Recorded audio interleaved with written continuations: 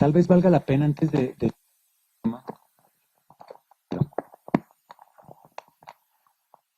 entrar en el tema, una breve recapitulación del camino recorrido hasta el momento, por lo menos de las dos sesiones que llevamos. Ustedes recordarán, en la primera sesión traté de presentarles un panorama del tipo de preocupaciones a las cuales están aludiendo mis investigaciones. Yo les contaba que yo vengo de la filosofía, yo soy formado básicamente en filosofía, y digamos en mi formación filosófica fue muy importante este debate acerca de la existencia o no existencia de una filosofía latinoamericana. De modo que, digamos, no muchas, todas mis investigaciones realmente pudiera yo trazar un linaje frente a estas problematizaciones. Básicamente les contaba yo en aquella ocasión que dentro de este ámbito de la filosofía latinoamericana fue muy importante la figura de Ortega y Gasset en los años 40 en América Latina. El problema del historicismo que en Europa se movía, digamos, por la discusión iniciada por Dilthey en torno a la diferencia metodológica entre las ciencias del espíritu y las ciencias naturales, pero que en América Latina esta discusión básicamente la conocimos y la apropiamos a través de Ortega y Gasset, no solo de la revista de Occidente que él dirigía, sino a través de la obra misma de Ortega y Gasset. Entonces, esta idea de la historicidad de las prácticas, de la historicidad de la vida humana, de la historicidad radical de la vida humana, que atraviesa la obra de Ortega y Gasset, tuvo una recepción importante en México en los años 40, y a partir de esa reflexión sobre la historicidad, se empieza a delinear en México el proyecto de una historia de las ideas. A partir, recuerdan ustedes, les conté del concepto de circunstancia en Ortega y del concepto de razón histórica. Empieza en México entonces a delinearse un proyecto llamado la historia de las ideas, que serviría como una antesala para la propuesta de una filosofía latinoamericana. ¿Sí? Creo que les expliqué más o menos en detalle, bueno, en detalle pues, pero por lo menos les di una idea de cómo era esto. Y digamos el colapso de este proyecto de la filosofía latinoamericana, o la distancia mía frente al proyecto de la filosofía latinoamericana y concretamente de la historia de las ideas, me lleva a proponer un paso de la historia de las ideas a la historia de las prácticas. Digamos, todo este fue el tema de la primera reunión.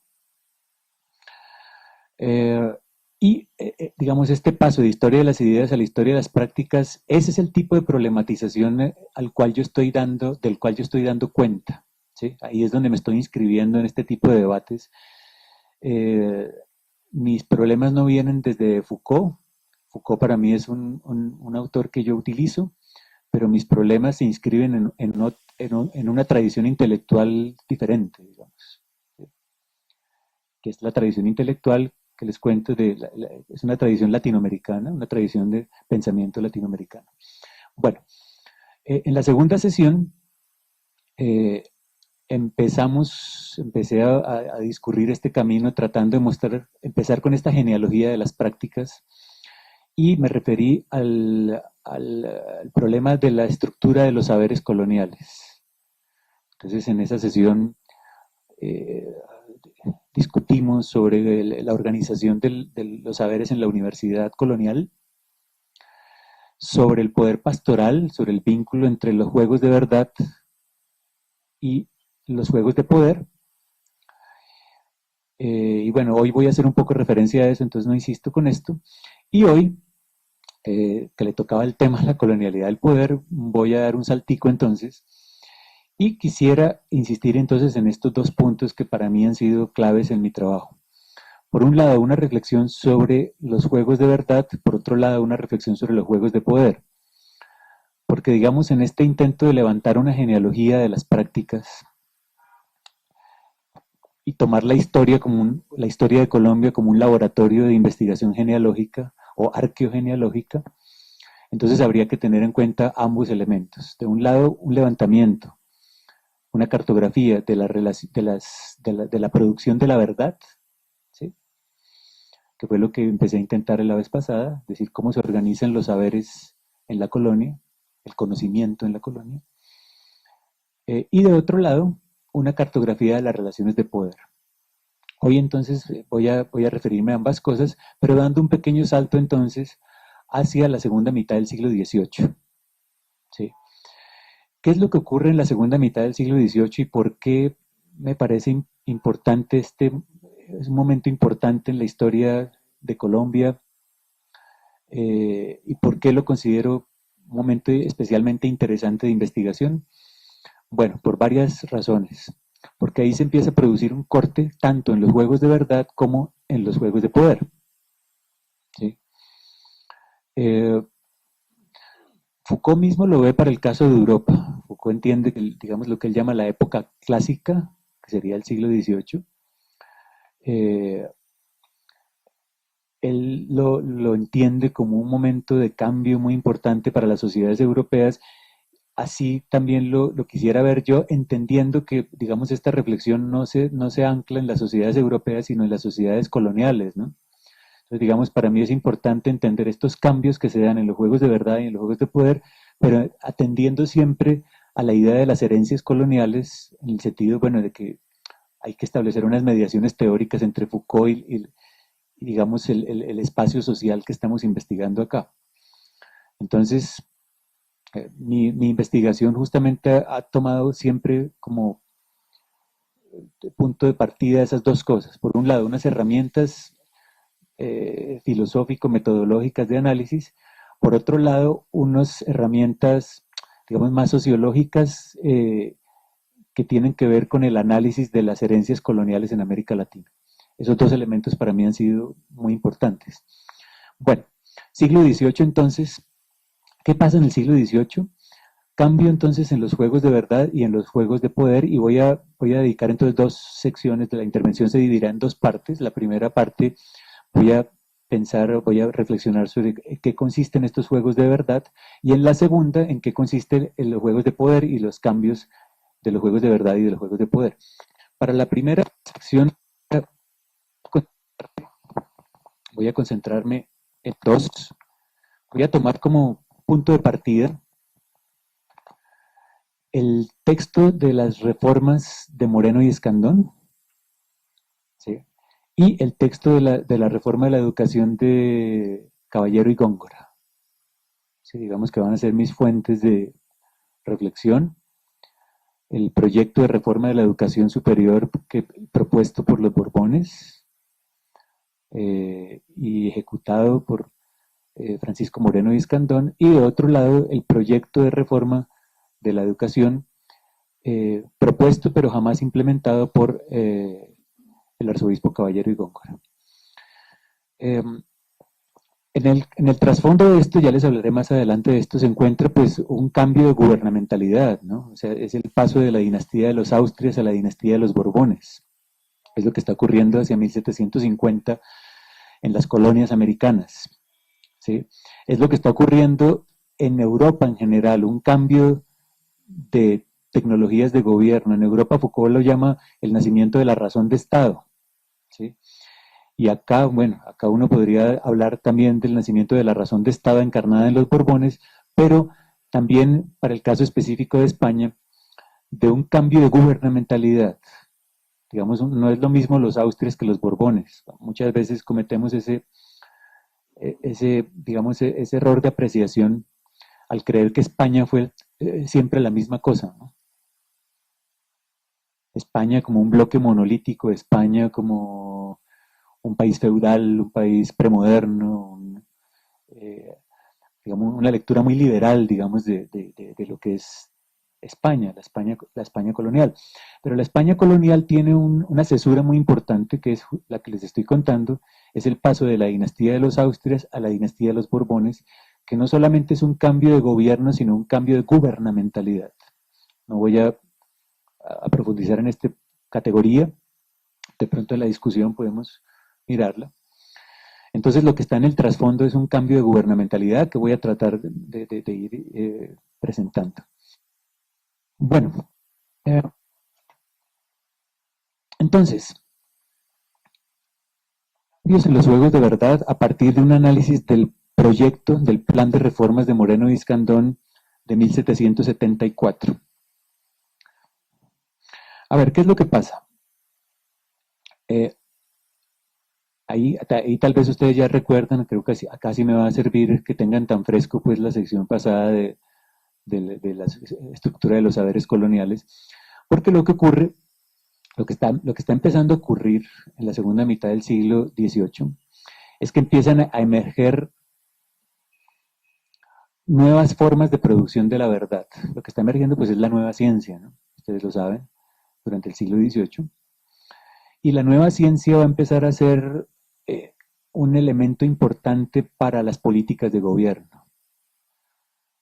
O sea, la nueva ciencia de la mano de Newton, por ejemplo, de la mano de todos estos nuevos descubrimientos de la ciencia moderna, que rompen con, digamos, la imagen del mundo medieval, católica medieval. Pero de otro lado también el nacimiento del Estado como principio de inteligibilidad de las relaciones sociales. Ambas cosas van de la mano. La nueva ciencia entonces va a tener que ver, la emergencia de la nueva ciencia va a tener que ver con la emergencia de una nueva forma de gobierno. Y eso es, me parece a mí, lo que empieza también a ocurrir en las colonias americanas y particularmente en la Nueva Granada. Entonces, si uno mira el plan de reformas de Moreno y Escandón, ustedes recordarán que se trata de un proyecto para estatalizar la educación superior. Recordarán que la educación en la colonia estaba de manos de la iglesia, estaba en manos de la iglesia, fue lo que vimos la sesión anterior con el tema del poder pastoral, el vínculo entre el poder pastoral y lo que llamaríamos la escolástica y la forma de organización de los saberes en la colonia, y estudiábamos justamente ese vínculo entre verdad y poder, en este caso el poder pastoral. Bueno, lo que empieza a cambiar es otra vez el vínculo entre verdad y poder. Entonces, el intento de los Borbones era poder hacer uso de la ciencia para implementar una forma distinta de gobernar. ¿Sí? Ya no se trataba de gobernar, digamos, en base a la conquista, a la anexión de territorios, a la extracción, a una economía extractiva, oro-plata, como había sido el caso de los Austrias, sino que lo que empieza a ser importante para los Borbones es la vida de la población. Lo que incrementaría las riquezas del Estado español, del Imperio español, ya no sería tanto o no solo el flujo de riquezas provenientes de las minerías, ¿sí?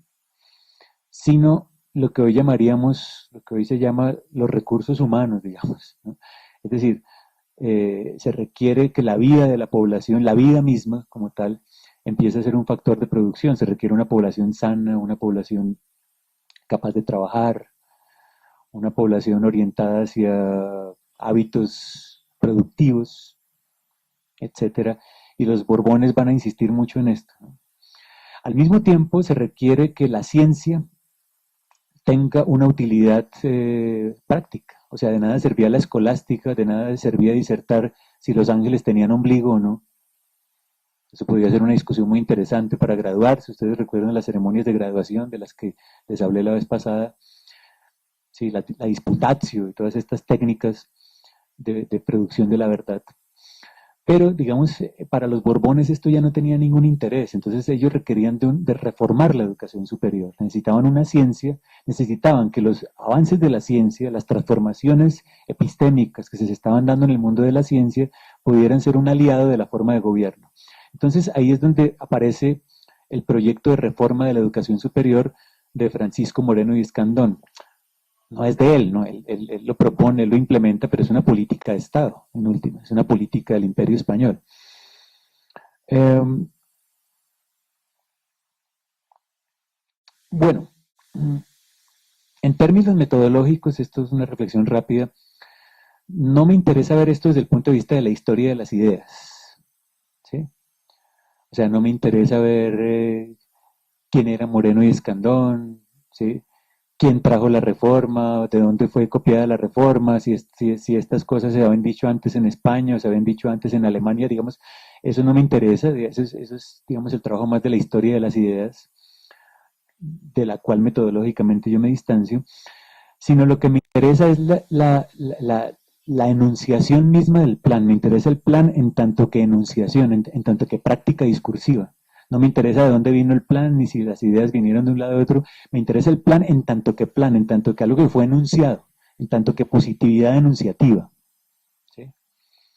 Entonces ahí me parece hay un asunto metodológico que no voy a tratar mucho acá, pero que les lanzo pues si lo quieren para la discusión. Las condiciones de enunciación. Bueno, para mirar el, para mirar el plan me interesan tres elementos del plan. En primer lugar, el estatuto de la filosofía, que propone Moreno y Escandón con respecto a la enseñanza de la filosofía en la universidad, en las universidades coloniales. Bueno, usted lo que discutimos la vez anterior, de que lo que se llamaba filosofía en la colonia era básicamente la lógica, ¿sí? El silogismo. Les contaba yo que, digamos, la formación discursiva hegemónica, digamos, era la teología, porque la teología era justamente aquella ciencia encargada de generar unos enunciados verdaderos sobre el mundo, ¿sí? En base a la idea de la analogía. Lo que está en el mundo, lo que Dios ha creado, lo que Dios ha puesto en el mundo, es aquello que la teología refleja en su forma de producir verdades. Y la filosofía era básicamente una sierva, una especie de servidora de la teología, porque la función de la filosofía no era generar proposiciones verdaderas sobre el mundo, sino dirigir el entendimiento hacia el razonamiento correcto, es lo que se llamaba la lógica. Y esto se hacía a través del silogismo. ¿Sí? Entonces, lo que era la filosofía en la colonia era, antes de 1750 era básicamente la lógica. Bueno, lo que va a hacer Moreno y Escandón es eliminar la lógica del plan de estudios y colocar las matemáticas. Esto me parece a mí un cambio, digamos, muy importante. La introducción de las matemáticas en el plan de estudios es muy importante. Esto no es solamente un cambio de acento, no es un cambio epistémico de hondo calado. ¿Por qué? Porque lo que está cambiando aquí, o lo que yo veo reflejado en este cambio, es que el modo de producir enunciados verdaderos sobre el mundo ha cambiado radicalmente. Ya no se trata, un enunciado verdadero, ya no es aquel que refleja lo que está en el mundo, ¿sí? El mundo en sí, ya no es aquel que refleja las cosas que Dios ha querido poner en el mundo, sino que un enunciado verdadero es aquel que es capaz de permitir a la razón ordenar el mundo. ¿Sí? Entonces hemos pasado de un juego de verdad basado en la analogía entre el mundo y el discurso a otro juego de verdad muy distinto basado en la capacidad de la razón para ordenar el mundo. ¿Sí? Hemos pasado, digamos, de la mimesis a la matesis, si lo quieren así. Es decir, de una ciencia como era la teología, encargada simplemente de reflejar el mundo tal como Dios lo creó, de tal manera que no es posible cambiar nada ahí, sino lo que tenemos que hacer es obedecer ante esos enunciados verdaderos. A otro tipo de ciencia, otra forma de verdad, en donde lo que se trata es que uno pueda ordenar racionalmente los datos, ciertos datos provenientes de la experiencia o provenientes de la razón misma. Hemos pasado, digo, entonces, de la mimesis o de la mimesis a la matesis, o como lo llama Foucault, de la analogía a la semejanza.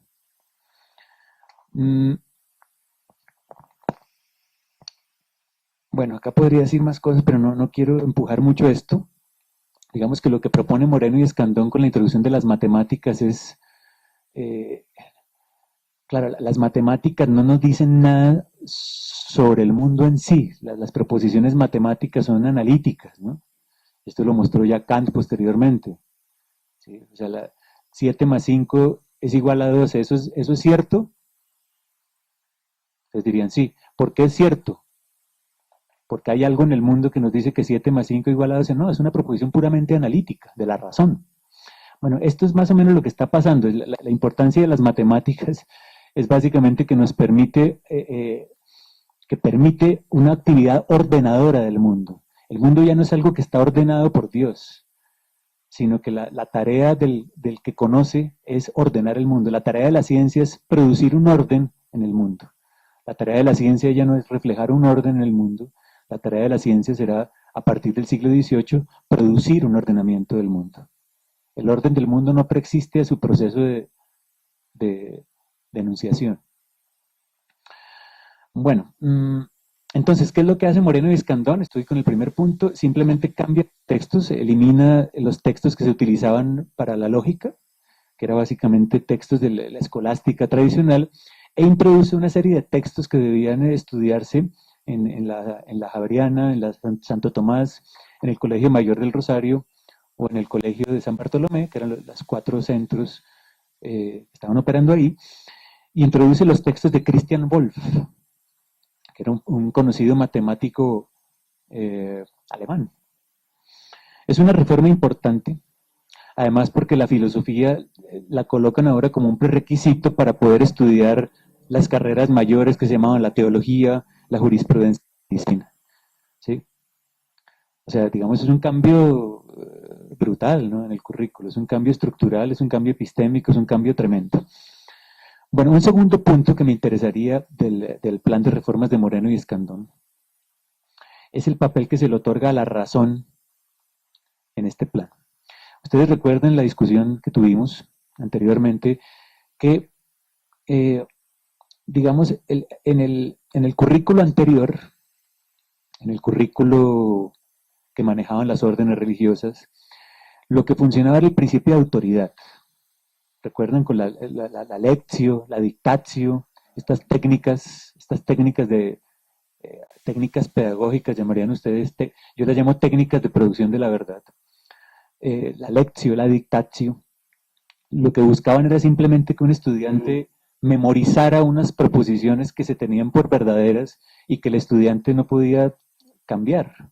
El estudiante no podía cambiar, digamos, estas proposiciones, solo podía memorizarlas. Entonces toda la educación se basaba en que el estudiante memorizara una serie de cosas.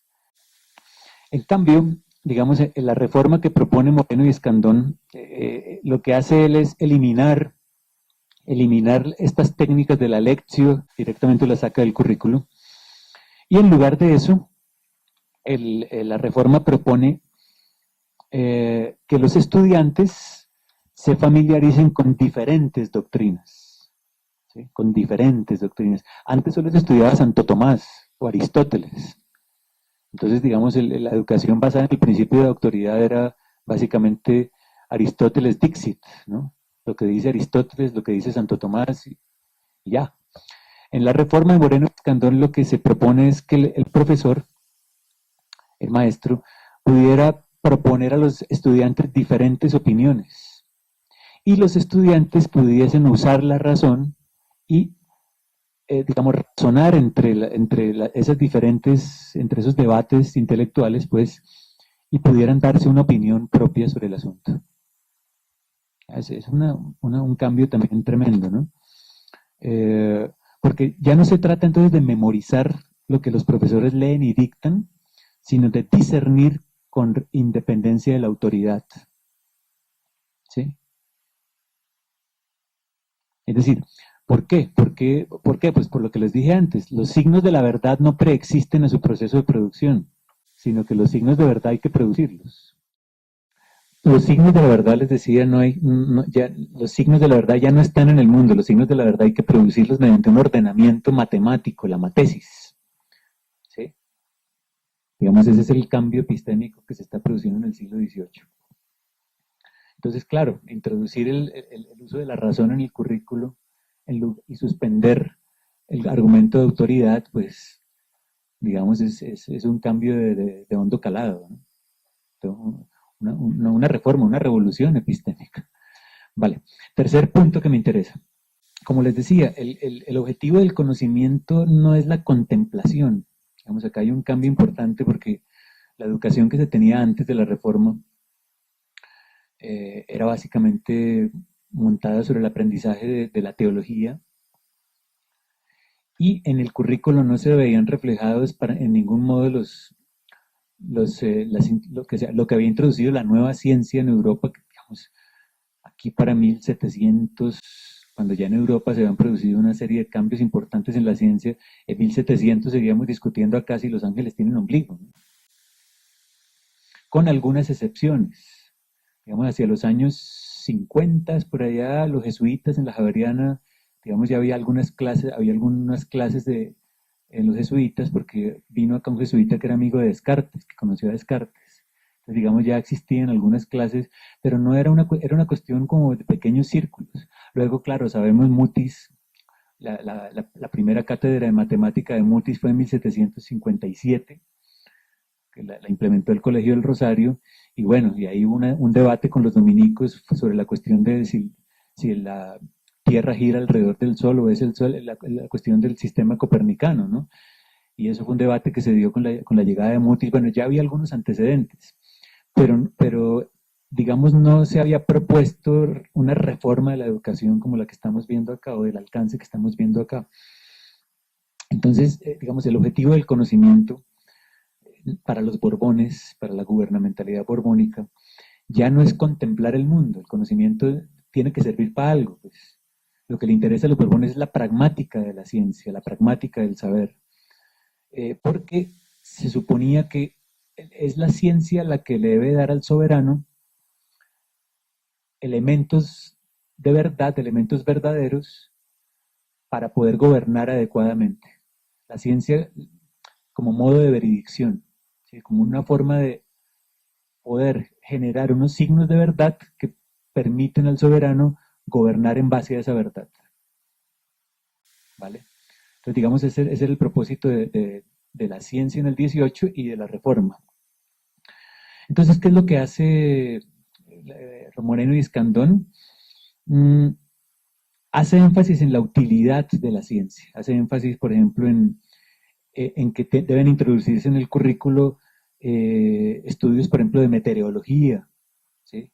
O estudios de agricultura, de geografía, de mineralogía, que no existían pues antes. Antes era Santo Tomás I, Santo Tomás II, Aristóteles, Ángeles I, Ángeles II, pero pues ninguna ciencia práctica, ¿no? Ninguna cosa práctica.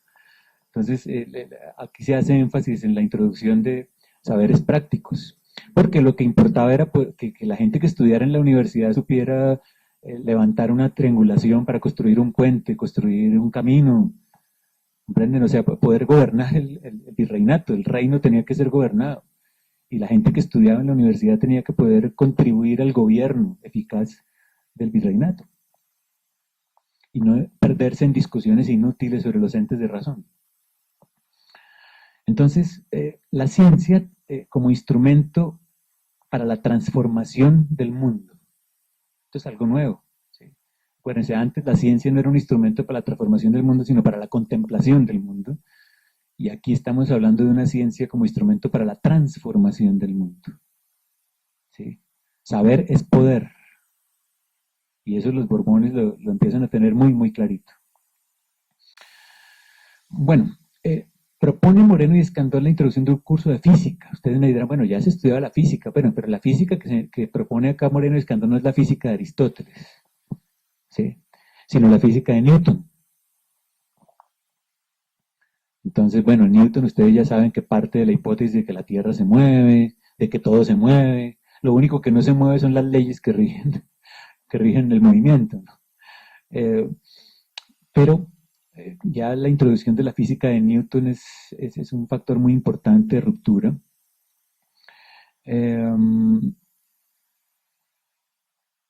La adquisición de máquinas e instrumentos es lo interesante. El curso de física era un curso de física aplicada, o sea, no era leer un textos de Newton, sino laboratorios. O sea, lo que propone Moreno y Escandón es que el curso de física el estudiante tenía que aprender a manejar un barómetro, pues, un telescopio.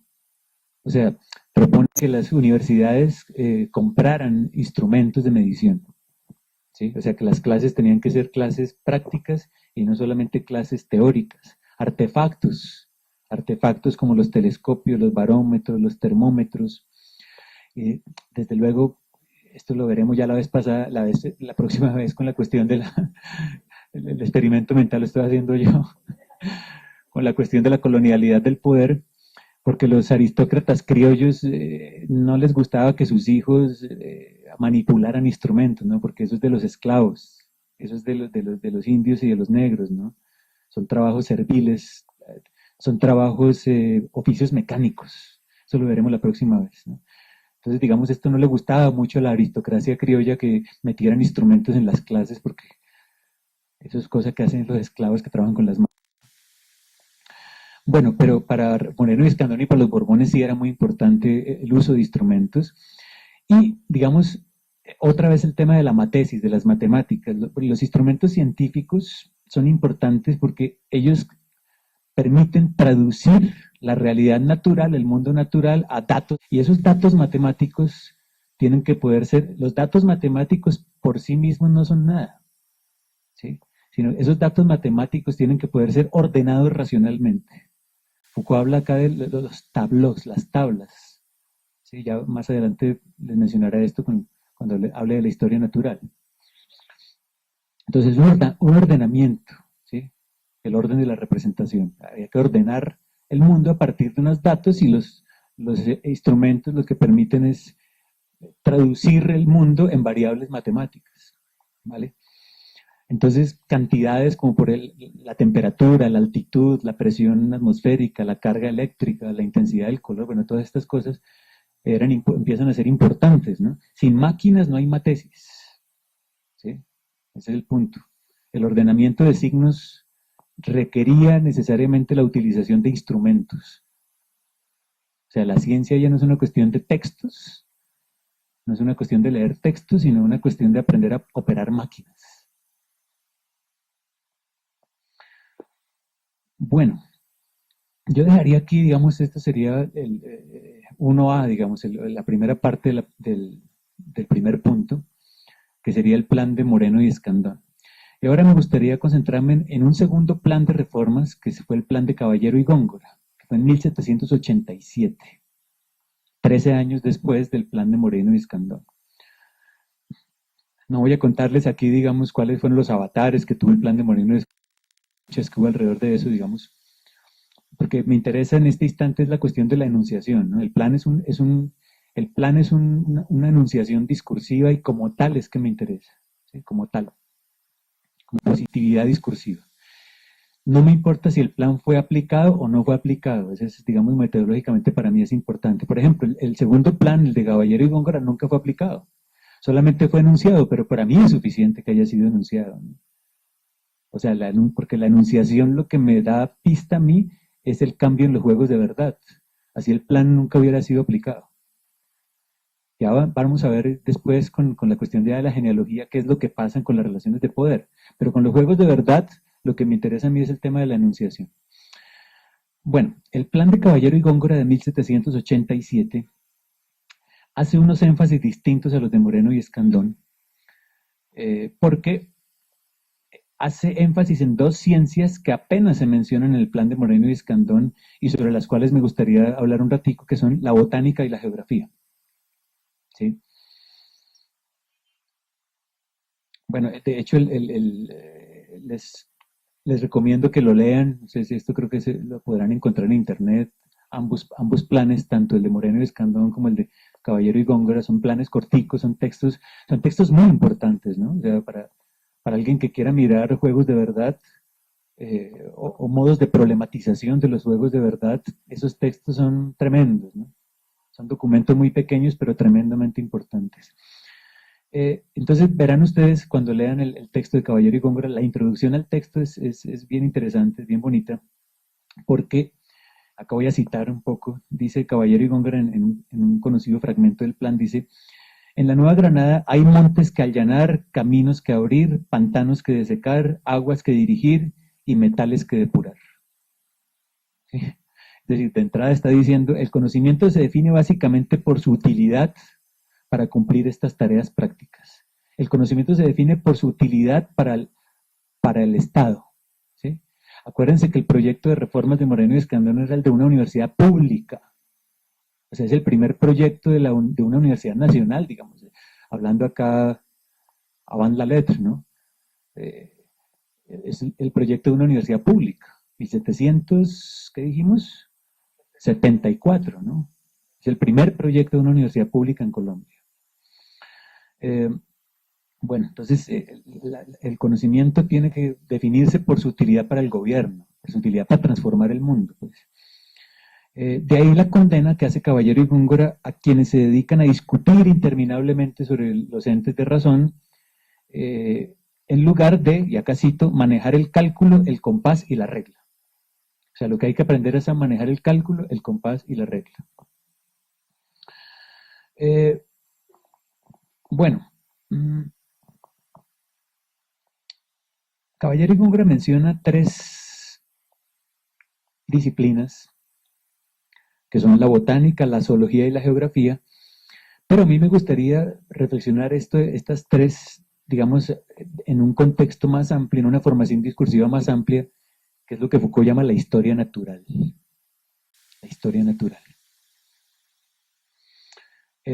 Y bueno, la historia natural funciona del mismo modo que había yo comentado antes, a través de la ordenación del mundo. ¿Sí? De lo que se trata la ciencia en el siglo XVIII es de producir un ordenamiento de los datos observados.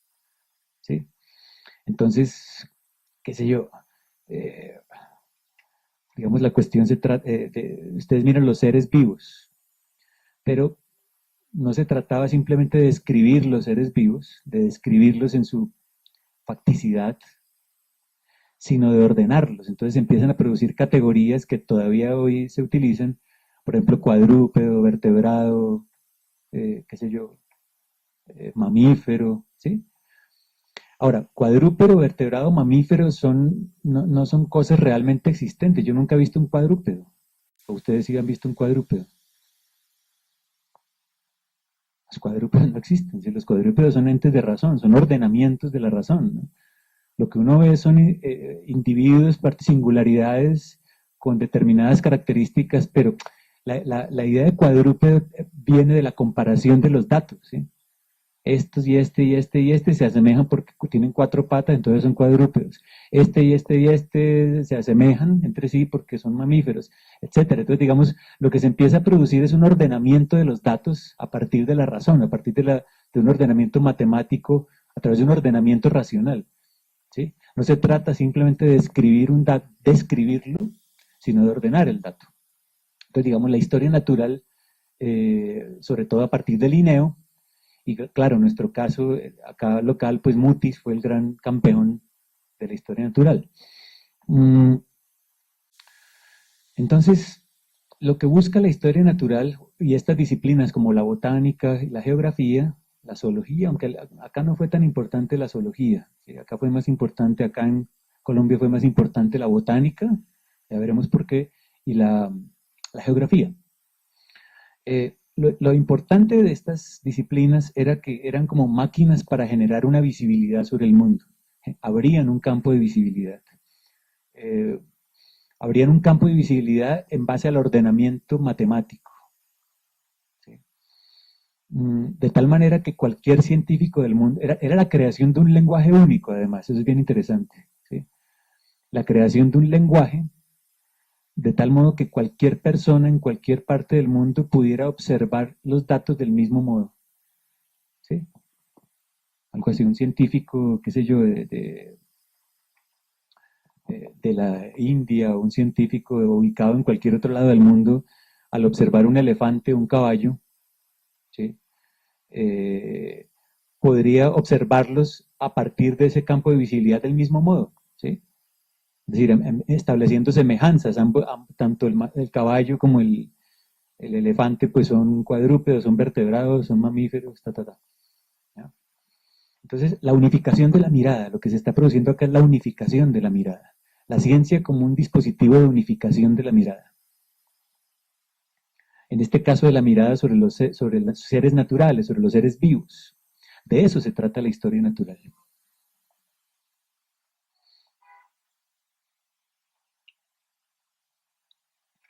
Bueno, ¿qué hace la botánica? miremos primero qué hace la botánica, luego qué hace la geografía. La botánica lo que hace es justamente crear un cuadro. Bueno, voy a referirme a Linneo, ¿no? A Carl von Linneo, que es el referente principal de Mutis y el referente principal de los científicos criollos de la Nueva Granada. Lo que hace la botánica es, digamos, generar un cuadro, un sistema de clasificación de las plantas, en este caso, en el caso de Linneo, ¿no?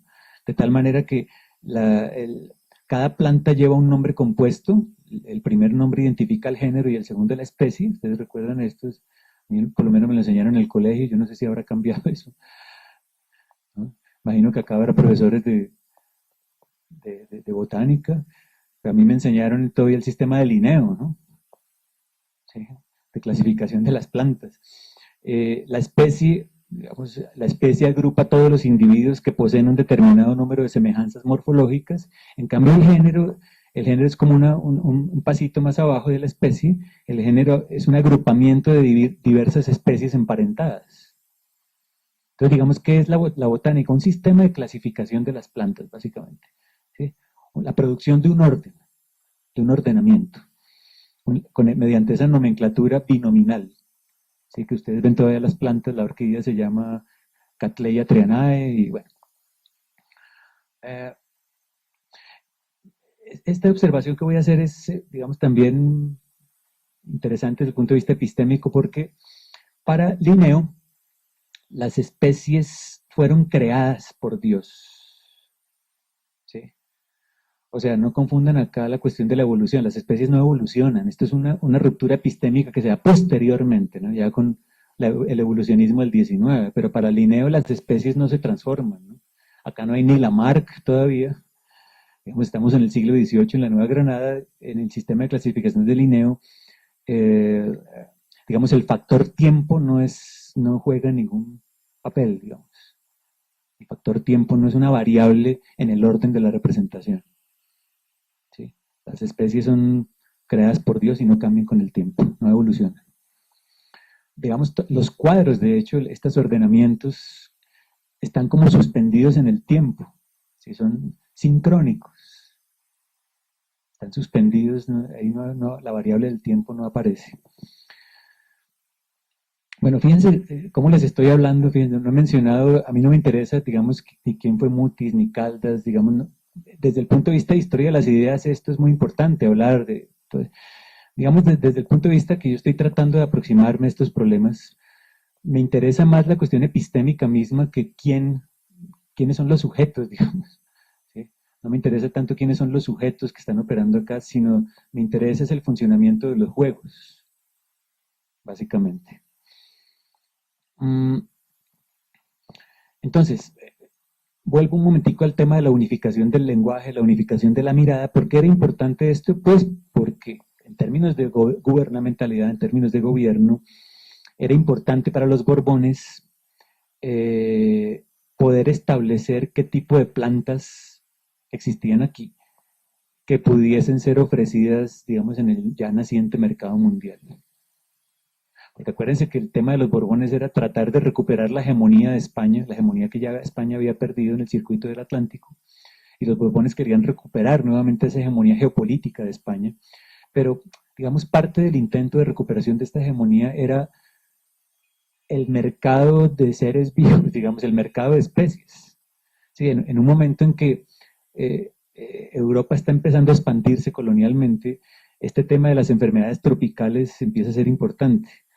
De tal manera que el problema de la quina, por ejemplo, del descubrimiento de la quina, que hoy en día nos parece casi como una anécdota en la historia de Colombia, que Simuti descubrió la quina, el arcano de la quina revelado, todo esto, pero digamos en términos de gobierno era un tema muy importante, porque posicionar la quina en el mercado era un tema de mucha importancia para los Borbones en el intento fracasado, por supuesto, de recuperación de una hegemonía en el mercado mundial.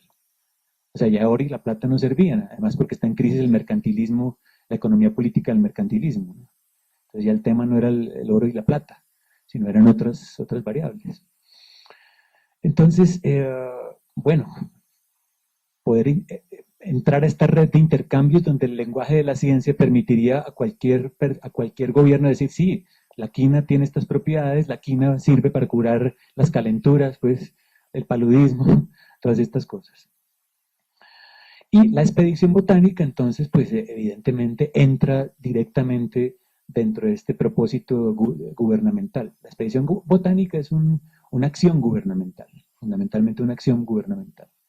Es, es la inscripción de un poder gubernamental, de la razón de Estado, que bajo el lenguaje de la ciencia o bajo los signos de la verdad producidos por la ciencia, intentan levantar una cartografía de los recursos naturales de la Nueva Granada con el fin no de describir las plantas tan bonitas que son, sino de poder determinar qué tipo de productos podían posicionarse ventajosamente en el mercado mundial. Eso es básicamente, la expresión botánica es tiene que ver con una gubernamentalidad geopolítica, en últimas, ¿no? Bueno, la geografía igual, ¿no? Paso de la botánica a la geografía. La geografía lo que permite es cartografiar un territorio, determinar la ubicación de las plantas en un territorio, de los animales en un territorio. Lo mismo, se genera un cuadro del territorio. Ese cuadro, pues para eso servía todas estas mediciones que hacía Caldas, ¿no? ¿Recuerdan con el barómetro cuando vino Humboldt? El tema del barómetro, los 12 pisos climáticos de Caldas, que también los aprende uno en el colegio. Me acuerdo todavía de mi profesor mostrándome los 12 pisos climáticos en la pizarra. Bueno, básicamente de lo que se trataba allí era a través de instrumentos de medición, de la precisión de los minutos, de los grados, de los segundos, de las latitudes, de las longitudes, poder determinar con precisión dónde se encuentran esos recursos, ¿no? Y cómo viven. ¿Sí? O sea, una planta no crece, unas plantas crecen en una altura, otras en otra altura, y el propósito de la geografía, digamos en un sentido amplio, como se entendía en esa época, era poder determinar la ubicación en el territorio de tanto de ciertas poblaciones como de ciertos seres vivos. Lo mismo, acá hago una puntualización. Los cuadros, tanto de la geografía como de los cuadros de la botánica, son sistemas de observación, plataformas de observación que no pueden ser observadas. A eso me refiero con el punto cero. Exactamente a eso me refiero con el punto cero y no a otra cosa. ¿Sí? O sea, con el punto cero me refiero a la producción de un ordenamiento del mundo, de una plataforma de ordenamiento del mundo, que sirve para observar el mundo, pero esa plataforma a su vez no puede ser observada. ¿Ya? Permanece fuera de la observación. Ese es el punto cero al que yo me refiero en el libro. Bueno, los cuadros, los tableaus, los cuadros son máquinas de visibilidad que son invisibles. ¿Vale? Bueno,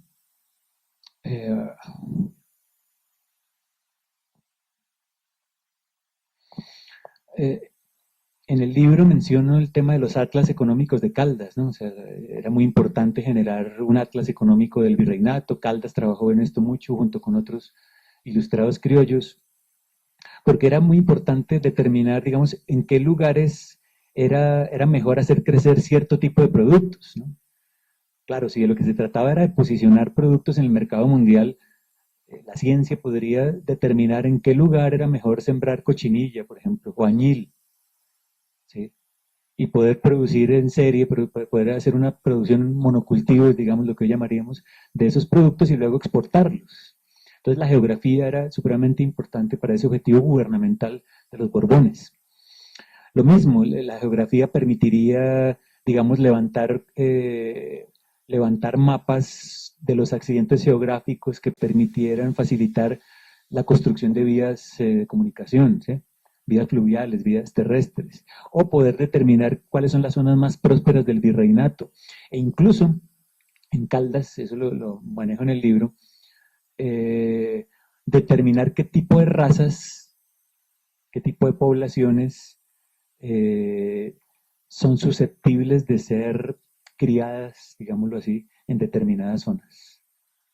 O sea, de aquí viene toda la idea de que, por ejemplo, los costeños son menos inteligentes que los de Bogotá, porque, digamos, en los Andes tienen unas mejores condiciones, los Andes tienen unas mejores condiciones climáticas para el desarrollo de la razón que no las tiene al nivel no existen al nivel del mar. Pensamiento de tierra caliente, exacto. Que el pensamiento no existe en tierra caliente, comenta acá. Bueno, digamos, esto va a ser importante la próxima sesión cuando hable de la colonialidad del poder, entonces lo dejo, digamos, lo dejo por ahí. Bueno, cierro, yo creo que es suficiente, digamos, con esta primera parte, digamos, de reflexionar, de pensar los cambios en los juegos de verdad en el siglo XVIII, en la Nueva Granada, a raíz de las reformas borbónicas. Vale. Bueno, voy a pasar a un segundo punto. Este segundo punto entonces es una reflexión sobre, digamos, es análogo, es complementario de lo primero. Si les hablé antes de los cambios en los juegos de verdad, los cambios en los modos de producción de la verdad, ahora quiero hablarles de los cambios en las técnicas de poder. ¿Sí? Y aquí, pues, lamentablemente, aquí es donde sí hubiera sido importantísimo que hubiéramos tenido antes muy claro el tema de la colonialidad del poder, porque tal vez no va a quedar muy claro cuál es el cambio, en qué consiste el cambio, ¿no? Pero bueno, les prometo la próxima vez retomar este problema a la luz de lo que veamos la próxima vez. Bueno, yo diría que lo que empieza a emerger en el siglo XVIII, en Europa y también en España, con sus diferencias, ¿no? Foucault mismo entiende que una cosa es la razón de Estado en Alemania, otra cosa es la razón de Estado en Francia. Ahora, Foucault ni se le ocurre ni de lejos pensar en la razón de Estado en España porque él creo que Foucault comete ese error de apreciación que yo les comenté antes, creer que España era la misma, ¿no? Foucault cree que España era todavía la España católica, la España medieval. Foucault se traga entero, digamos, el cuento liberal de España. ¿Sí? Pero resulta que en España también se produjeron estos cambios que Foucault detecta en Alemania, en Francia y no sé dónde más. En Italia, bueno, claro, con la cuestión de la... Pero en España también se produjeron, ¿sí? Y en la Nueva Granada también se produjeron. O sea, digamos que Foucault es eurocéntrico en ese sentido, está muy, digamos, es lo suyo, ¿no? O sea, no le estamos reprochando eso, digamos, es lo que él hace. Pero nuestra tarea, digamos, no es solamente venir a copiar a Foucault, sino empezar a ver cómo podemos usar esas herramientas desde acá. Entonces, los Borbones, en la España de los Borbones se produce también la emergencia de esa técnica de gobierno que Foucault llama la razón de Estado. ¿Sí? La razón de Estado. O sea, el cambio, bueno, acá tengo que hablarles otras cosas, ya les diré que no es tanto un tránsito, digamos, mientras que Foucault habla de un tránsito del poder soberano a la razón de Estado.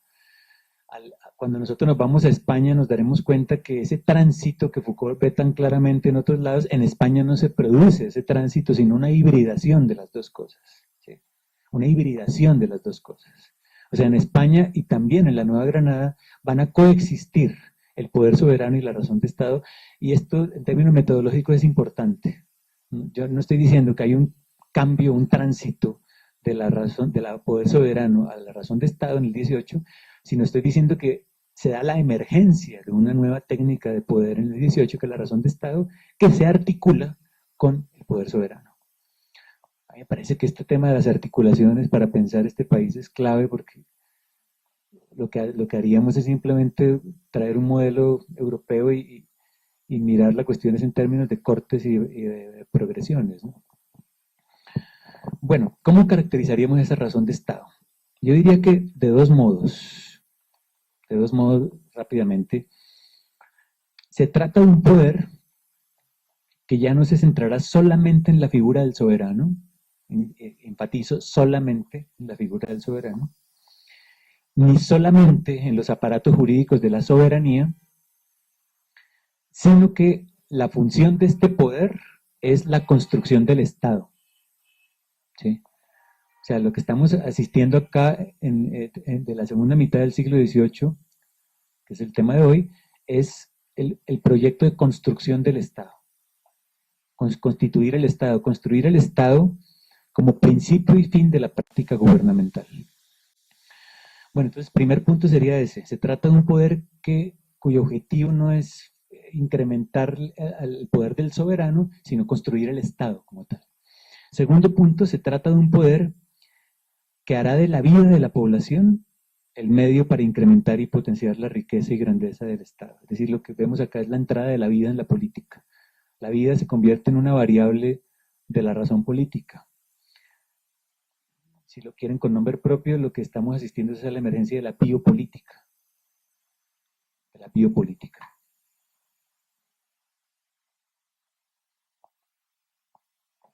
Entonces, lo que va a generar riqueza al Estado ya no será las conquistas, pues la anexión de territorios, las guerras de anexión de territorios, que ya para la época de los Borbones ya era muy complicada, los Borbones ya disponían de todos los territorios americanos, ¿no?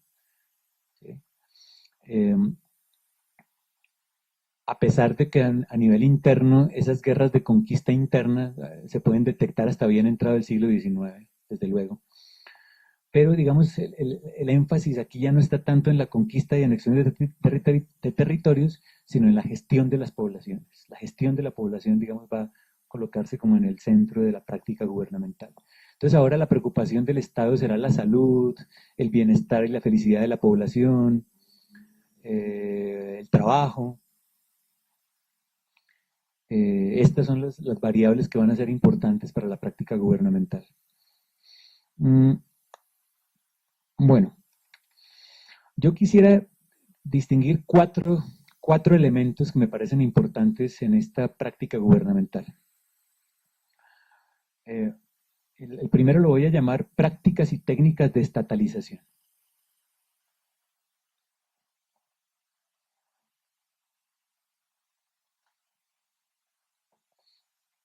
Bueno, digamos, esto tiene que ver desde luego con la idea misma del Estado. Son técnicas para producir el Estado, para producir la gubernamentalidad estatal, y eso conllevaba una centralización del poder. O sea, no hay Estado si no hay una centralización del poder. El Estado el Estado moderno se define justamente por detentar ¿cómo se llama eso? El predominio de la violencia, ¿se llama? El monopolio de la violencia, exactamente, el monopolio de la violencia y la soberanía sobre un territorio. Entonces, la definición moderna del Estado. El Estado moderno se define por eso, porque logra, digamos, centralizar el poder, eliminar los parapoderes, cosa que en Colombia nunca ocurrió, desde luego. Pero digamos, aquí hay un intento, digamos, el intento del Estado moderno es justamente la eliminación de los parapoderes y la constitución de un poder centralizado. Bueno, otra vez tengo que hacer referencia a algo que no les he hablado, pero que les voy a hablar, y es que en el periodo inmediatamente anterior, lo que predominaba en la Nueva Granada era la existencia de una multiplicidad de poderes. ¿Sí? Una multiplicidad de poderes. Los más poderosos de esos poderes, digamos, estaban centrados en las alianzas familiares. Eran poderes que funcionaban bajo la lógica de la alianza y la filiación. Las familias criollas que se casaban entre sí y para las cuales era muy importante todo el problema de la limpieza de sangre, de ser gente de buena raza, de ser blancos. ¿Sí? Entonces digamos que el capital más importante de estas familias y de estas formas de poder que existían ahí antes, que tiene que ver con los colonos y con los primeros pobladores, bueno, digamos, lo que buscaba la colonialidad del poder era evitar justamente que existiera un poder que chupara esos parapoderes, ¿sí? Que les quitara los privilegios que tenían estas familias criollas. Eso era lo que existía antes de 1750. Además, claro, de una multiplicidad de poderes por otros lados, ¿no? De máquinas de guerra por todos lados. Bueno, digamos, pero aquí el punto era que no existía un poder central. ¿Sí? Bueno, lo que empieza a ocurrir con las reformas borbónicas es que se le apareció el diablo a los criollos, ¿no? Se le apareció el diablo a los criollos, porque lo que está emergiendo en el siglo XVIII es aquello que estos poderes locales, familiares, más temían, patrimoniales, estos poderes patrimoniales más temían, y era un poder con pretensiones de centralidad, que era el Estado. ¿Sí? Entenderán ustedes que acá empieza a emerger y a constituirse lo que va a ser la historia de Colombia contemporánea, digamos, que es la lucha tremenda, de un lado, por constituir el Estado, y de otro, y el fracaso de ese proyecto de constituir el Estado, y por otro lado, la lucha de estos parapoderes para mantener sus privilegios, parapoderes que se anclan en la colonialidad del poder. Ya hablaré de esto de pronto la próxima vez, pero necesito que entiendan el contraste ahora, porque si no, no van a pescarse la cosa.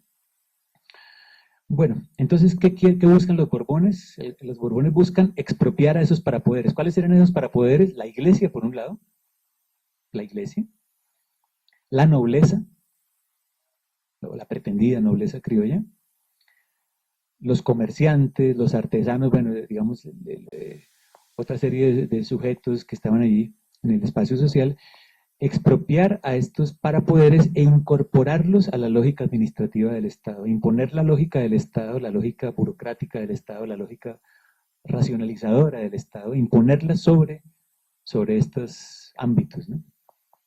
Digamos que el Estado opera como aparato de captura de estos parapoderes, o por lo menos era la pretensión de que el Estado funcionase como una máquina de expropiación, como un aparato de captura. Como una instancia de sobrecodificación, llamémosla. Entonces, se busca entonces que toda la sociedad, todo el espacio social empiece a plegarse a las lógicas del Estado, es decir, a someter la acción humana hacia la consecución de fines útiles administrados por el Estado, fines útiles supuestamente para todos, el bienestar común, digamos, pero administrado por el Estado. No es el mismo bonus communis de Aristóteles y Santo Tomás, sino que es un bonus communis administrado por el Estado, es otra cosa. Y no solamente útiles para los parapoderes, o sea, no solamente útiles para la iglesia, no solamente útiles para la familia, no solamente útiles para los artesanos, sino útiles para todos, y ese todos lo pongo en 1000 comillas alrededor, ¿sí? Porque era el Estado, eran los intereses del Estado los que estaban ahí en juego. Y bueno, desde luego entenderán ustedes el conflicto que se empieza a armar acá, conflicto que de algún modo llevará a las guerras de independencia, porque los criollos pues no se quieren aguantar la cosa, ¿no? Entonces, digamos, el Estado Borbón busca descriollizar los cabildos, por un lado. O sea, hay una guerra, un ataque contra la criollización de la sociedad, contra la criollización sobre todo de la política. Porque ¿qué era lo que funcionaba acá? Lo veremos la próxima vez. Lo que funcionaba también es una ironía, ¿no? Lo que funcionaba acá era que los cabildos, los oidores, toda esta gente eran de 2 o 3 familias, ¿no? Era lo que llamaríamos la República de los Cuñados. Porque a través de estas alianzas basadas en la limpieza de sangre, se empezaban a acaparar todos los poderes públicos. ¿Sí? Entonces los oidores, todos eran como de las mismas familias, las mismas 2 o 3 familias, y desde luego pues esto entorpecía, esto para los austrias estaba perfecto, ¿no? Los austrias ni les interesaba la cosa. Para los austrias, desde que hubiera oro y plata, y mano de obra indígena, y a ellos no les interesaba la cosa, ¿no? Pero para los Borbones sí empieza a ser grave la cosa, porque para los Borbones va a ser importante la racionalidad de la administración pública, ¿sí? Para los Borbones va a ser importante la figura del funcionario público, que eso empieza a aparecer con los Borbones. La política como profesión, que diría Max Weber, ¿no?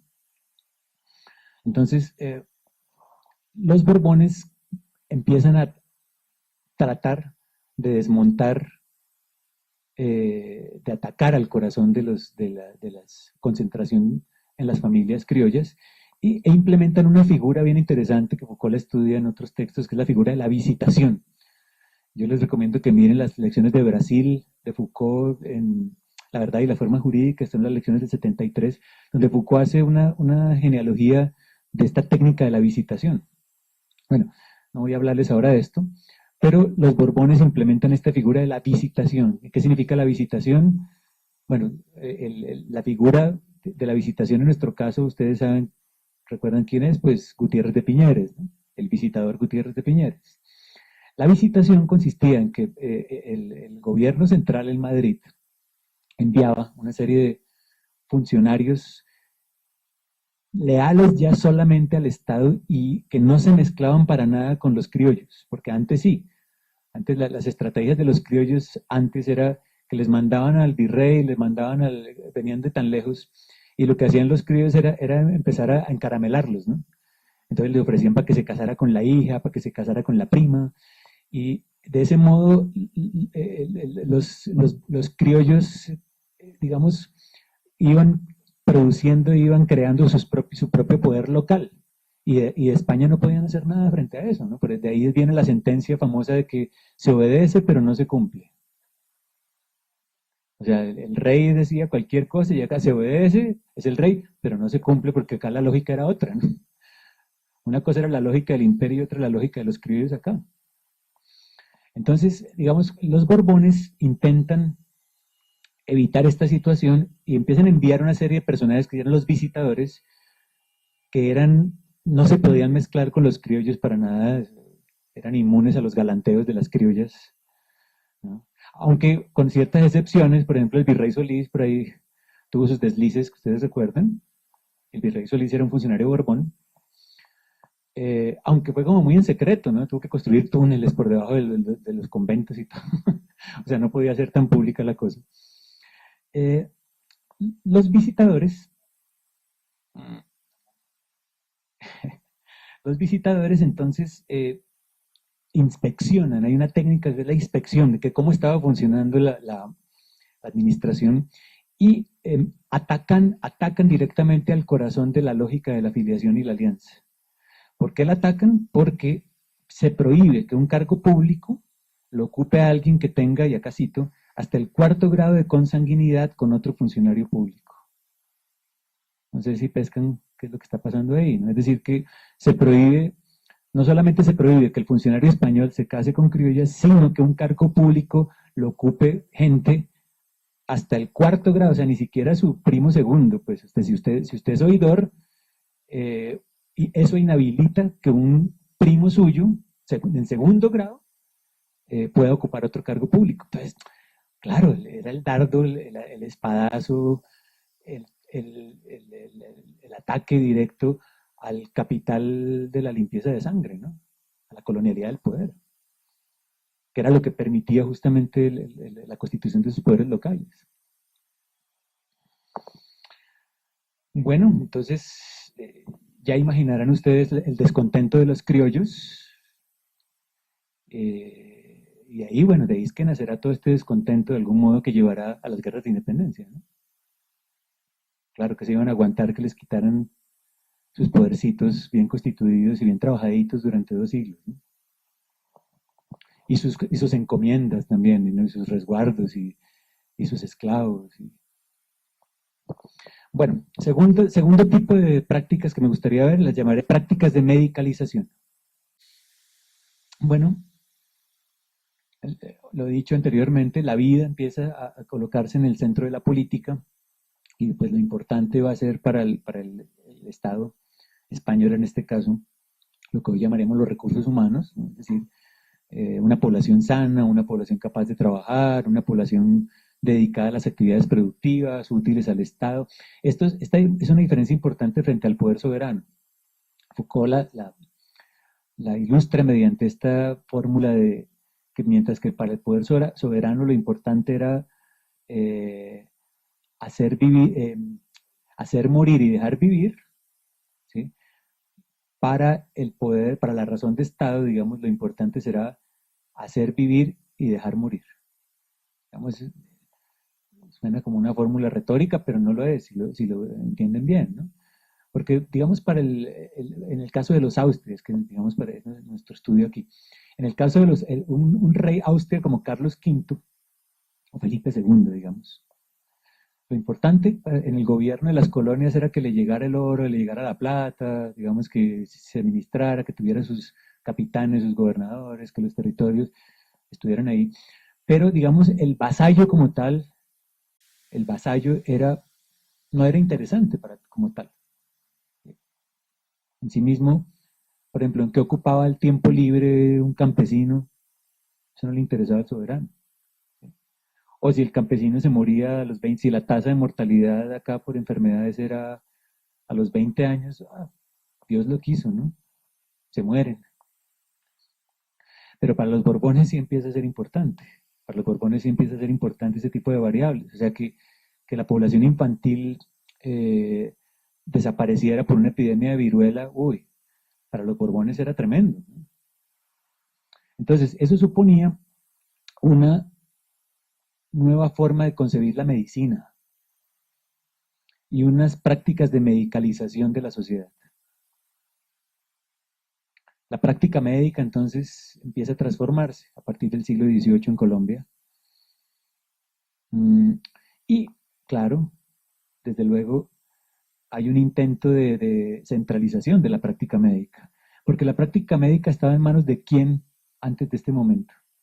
¿Quiénes manejaban los hospitales acá? La iglesia, ¿no? La iglesia era la que manejaba los hospitales.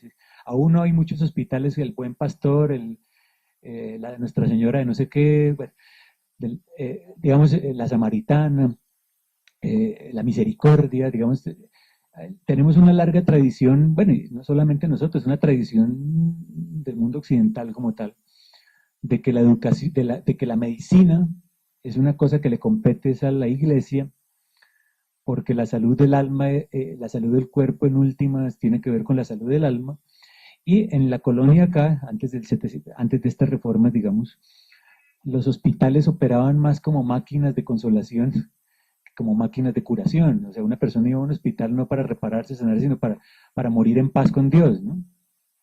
Básicamente. Entonces, digamos, para los Borbones empiezan a transformar esta situación. Para los Borbones era importante que el hospital funcionara como un instrumento de producción de la salud del cuerpo, ¿sí? Porque ¿para qué tenemos toda esta cantidad de población en las colonias y todos se mueren? Si viene una epidemia y todos se mueren, entonces ¿qué hacemos, no?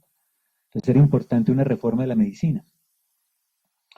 La enfermedad entonces empieza a ser vista ya no como un mal que aqueja, un mal enviado por Dios o un mal que aqueja a un individuo, sino como un mal que afecta al cuerpo social en su conjunto.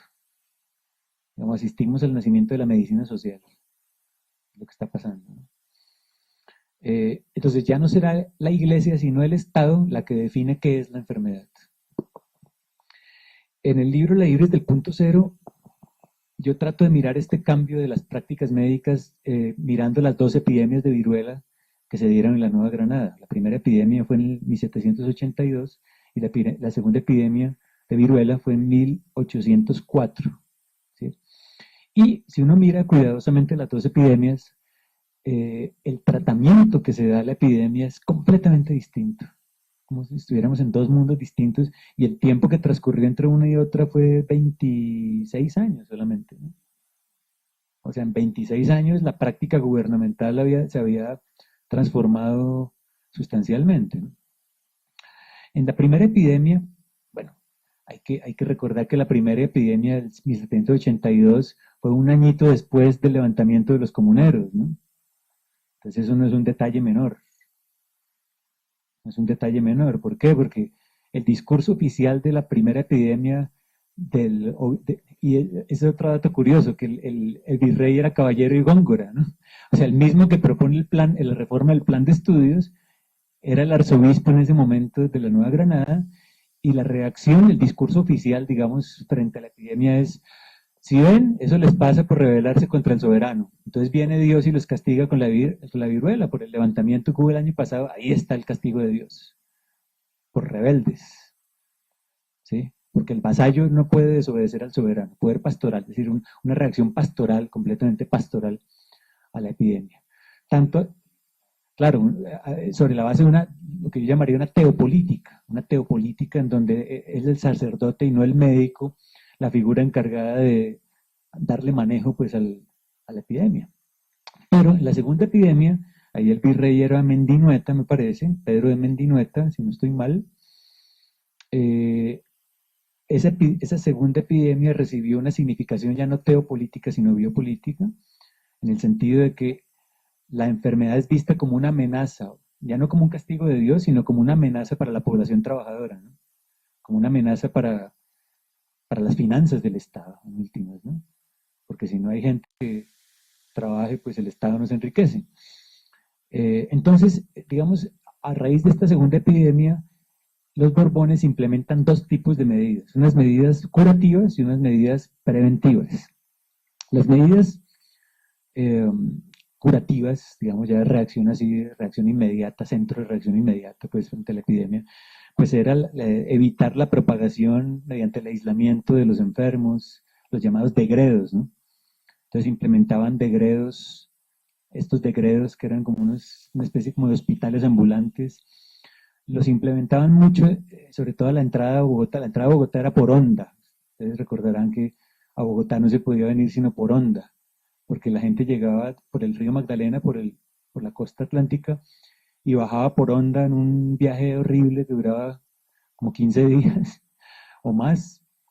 Y después de Honda a Santa Fe eran como 4 días más por un camino de trochas a mulas, bueno, era tremendo. Entonces lo que pensaban en esa época, porque digamos había una idea curiosa de cómo se propagaban las viruelas, que ellos creían en las, ¿cómo se llamaban? El aire mefítico.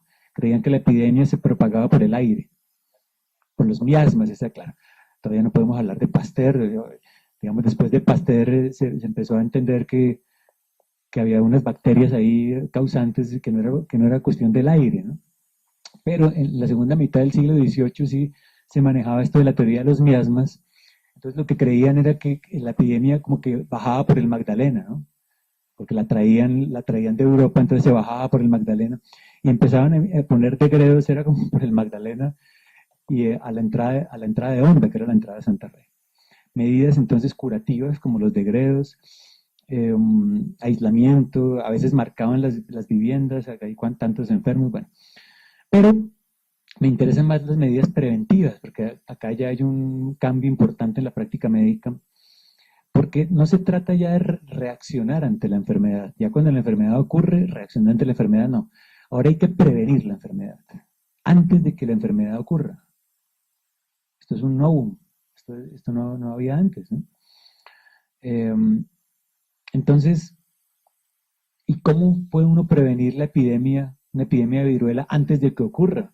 ¿Cómo gobernar la epidemia? ¿Cómo ejercer un gobierno sobre la enfermedad? Pues, primero, a través de un conocimiento del funcionamiento de la enfermedad y dejando que la enfermedad circule. Ya no se trataba de evitarla, de controlar la enfermedad, de disciplinar la enfermedad, sino se trataba de dejar la circulación de la enfermedad a través de un conocimiento de su modus operandi. Y entonces ahí viene la cuestión de las vacunas.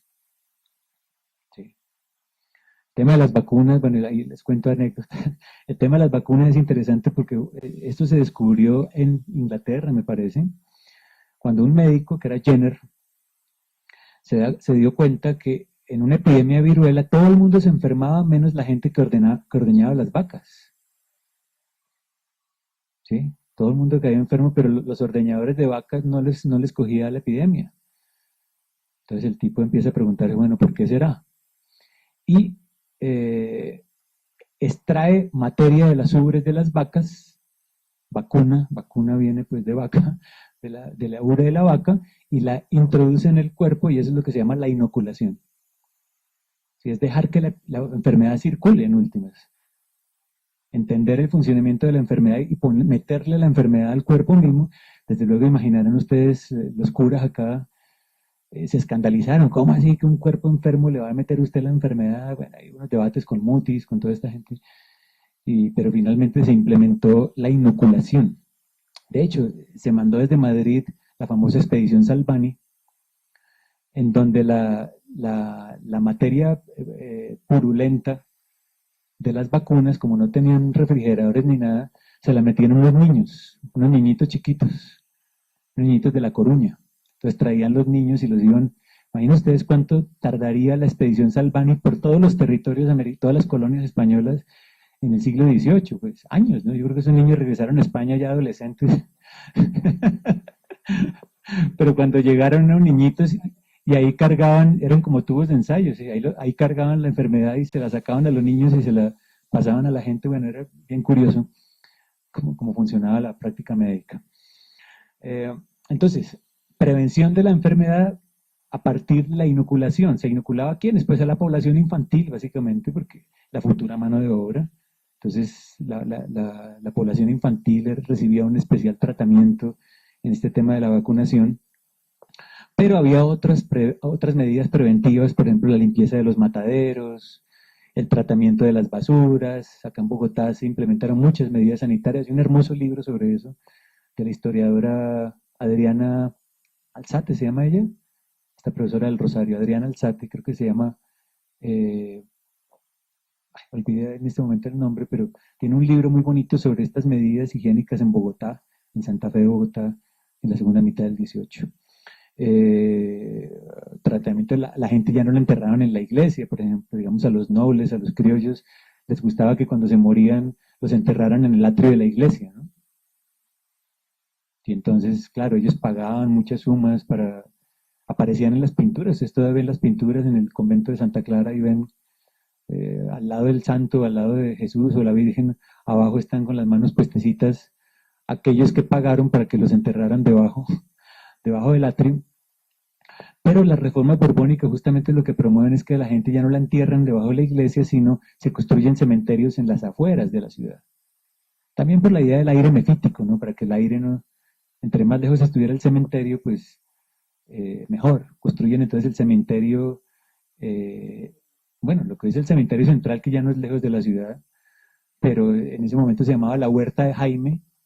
La Huerta de Jaime era un lugar bien lejos de Santa Fe, donde es el cementerio central, y ahí se empieza, los Borbones hacen esto, ¿no? Ahí se empieza a construir la idea del cementerio fuera de la ciudad. Bueno, yo creo que es claro ese punto, ¿no?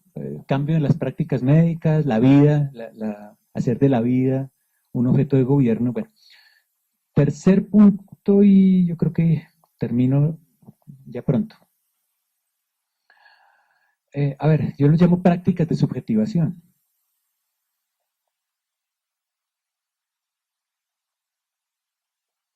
Porque la pregunta es, bueno, ¿quiénes pueden trabajar? Los Borbones empiezan a darse cuenta de que había que transformar a la población en un elemento, en un factor productivo.